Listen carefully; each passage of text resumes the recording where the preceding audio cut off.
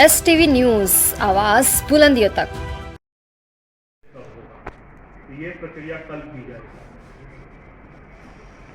इसमें मैं क्योंकि आरओ स्पेसिफाइड इसमें होते हैं, जैसे कि आपको जानकारी होगी कि इस लोकसभा में 3 एआरओ, तो आरओ को किसी भी एआरओ को ये निर्धारित करना होता है कि किस उनके अगर अनुपस्थिति में कौन से एआरओ नाम निर्देशन प्राप्त करने के लिए प्राधिकृत हो सकते हैं। इसकी सूचना इलेक्शन कमीशन को देनी होती है। इसी के तहत मुझे एआरओ के रूप में चिन्हित किया गया है कि मैं नाम निर्देशन पत्र उनकी अनुपस्थिति में प्राप्त कर सकूँ। एक चीज़ मैं आपको सूचना देना चाहूँगा कि स्क्रूटिनी भी किसी भी परिस्थिति में आरओ के द्वारा ही किया जाता है, और कोई बहुत ही विशेष परिस्थिति होती है अनुमति लेके ही आरओ के अनुपस्थिति में ये आरओ स्क्रूटिनी का कार्य कर सकते हैं। कोई भी नाम निर्देशन पत्र का पहले मैं तिथि की बता देता हूँ कि अधिसूचना निर्गत करने की तिथि 7/5/2024 है, यानी कि कल अधिसूचना निर्गत की जाएगी।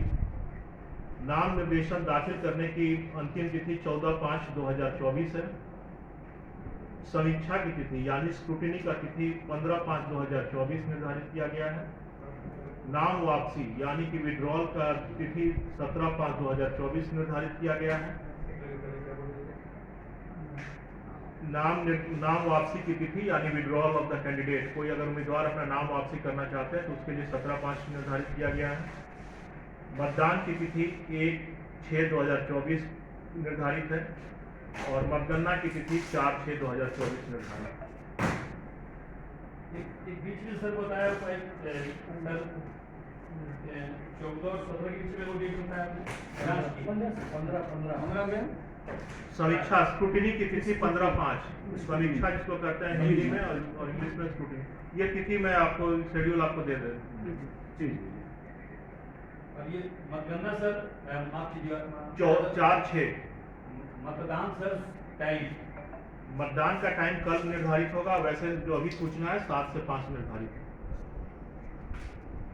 कल जैसे ही फॉर्म 1 में होगा ये सारी सूचनाएं कल ऑफिशियली वो पब्लिक नोटिस पे आ जाएंगे, जिसे कि हम लोग सुबह को प्रकाशित कर देंगे। कार्यालय मुख्य जितने भी जिला के कार्यालय हैं या इस लोकसभा से जितने भी लोकसभा क्षेत्र के कार्यालय हैं, सभी जगह मुख्य कार्यालयों पे इसकी नोटिस पब्लिक नोटिस जारी कर दी जाएगी।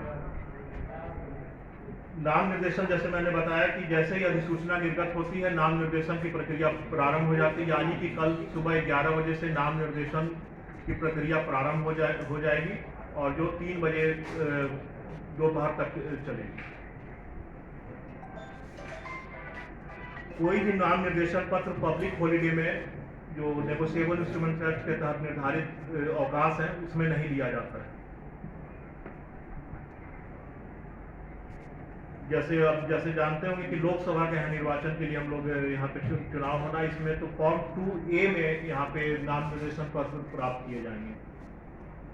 आपको जानकारी होगी कि दल होते हैं कुछ जो रिकॉग्नाइज्ड राजनीतिक दल होते हैं और जो कि नेशनल लेवल पे, और कुछ होते हैं जो स्टेट राज्य स्तर पे। तो इसमें नाम निर्देशन पत्र में जो व्यक्ति करता है उसके साथ एक प्रस्तावक यानी प्रोपोजर होता है।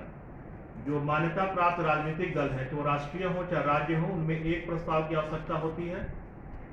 और अगर अन्य उम्मीदवार किसी अन्य दल से लड़ते हैं, कोई रिकॉग्नाइज पॉलिटिकल पार्टी है, जैसे कोई पार्टी हो सकता है कि अन्य राज्यों में रिकॉग्नाइज हो लेकिन यहाँ पे नहीं हो, तो उनके लिए 10 प्रस्तावक की आवश्यकता होती है। सिर्फ जो मान्यता प्राप्त राजनीतिक दल है राष्ट्रीय और झारखंड में जो राजनीतिक मान्यता प्राप्त राजनीतिक दल है उनके लिए एक प्रस्तावक की आवश्यकता होगी। शेष अन्य दल जो भी हैं, जैसे कि निर्दलीय हो गया या अन्य राज्यों में जिनका जैसे बीजू जनता दल वहाँ पे आप लोग देखते हैं, तो उनके लिए 10 प्रस्तावक होंगे, या कोई भी रजिस्टर्ड पार्टी होता है तो उसके लिए भी 10 प्रस्तावक होंगे।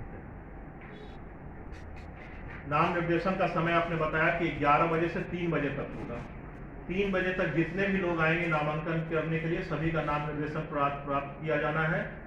अगर 3 बजे तक अगर 10 लोग भी आएंगे तो हम लोग सभी लोगों को नाम निर्देशन पत्र उसका समय 3 बजे का समय दर्ज करते हुए उनको पर्ची निर्गत करेंगे और उनका नाम निर्देशन पत्र प्राप्त करेंगे। ये सारी प्रक्रिया सीसीटीवी में दर्ज होगी और इस सारी प्रक्रिया को उसमें रखा जाएगा। जैसे कि आपको जानकारी होगी कि 100 मीटर के दायरे में प्रवेश निषेध होता है। उसमें है कि कोई भी उम्मीदवार अपने साथ उम्मीदवार के अलावा 4 अन्य लोग के प्रवेश की अनुमति होती है। 4 उम्मीदवार के सहित 5 लोग हो गए, मतलब कि 5 लोग कुल। इसके अतिरिक्त वहाँ पे 100 मीटर के दायरे तक सिर्फ 3 वाहन के आने की अनुमति होती है, 3 से अतिरिक्त वाहन नहीं आ सकते हैं। इसीलिए हम लोगों ने यहाँ पे बैरिकेडिंग किया है। आप लोग देखेंगे मुख्य द्वार जो 100 मीटर पे है वहाँ पे मजिस्ट्रेट रहेंगे, एक डेडिकेटेड डीएसपी प्रतिनिधित्व होते हैं जो कि नोडल ऑफिसर होते हैं, नोडल डीएसपी होते हैं जो जिला के पुलिस उपाधीक्षक है उनके द्वारा नामित किया जाता है नोडल पुलिस ऑफिसर, जो कि डीएसपी रैंक से या डीएसपी या उससे ऊपर के रैंक के पदाधिकारी होते हैं, तो उनकी वहाँ पे नियुक्ति होगी। उसके अतिरिक्त वहाँ पे मजिस्ट्रेट होंगे जो कि ये सुनिश्चित करेंगे कि आदर्श आचार संहिता जो नॉमिनेशन के समय जो नामांकन प्रक्रिया में जो चुनाव कमीशन का निर्देश है उसको स्ट्रिक्टली हम लोग अनुपालन कर सकें। उसके अतिरिक्त आप लोग से भी, जैसे प्रेस वाले मीडिया भी जैसे आप लोग से जुड़े हुए, मैं एक बात बताना चाहूँगा कि आप लोग भी 100 मीटर के दायरे में किसी से भी इंटरव्यू या प्रेस वहाँ पे नहीं लेंगे। 100 मीटर के बाहर जब वो निकल जाएंगे तो उनसे जो बात करना होगा बात कर सकते हैं। 100 मीटर के दायरे में आप लोग से भी अनुरोध होगा, जैसे यहाँ से मुख्य गेट पे हम लोग यहाँ पे 100 मीटर की बैरिकेडिंग लगा रहे हैं, वहाँ से डीसी साहब के पास जाएंगे, आरओ साहब के पास जाएंगे, उस दरमियान रास्ते में किसी से किसी भी तरह की प्रक्रिया बात नहीं करेंगे, नहीं तो फिर आदर्श आचार संहिता के ये दायरे में सभी लोग आ जाएंगे।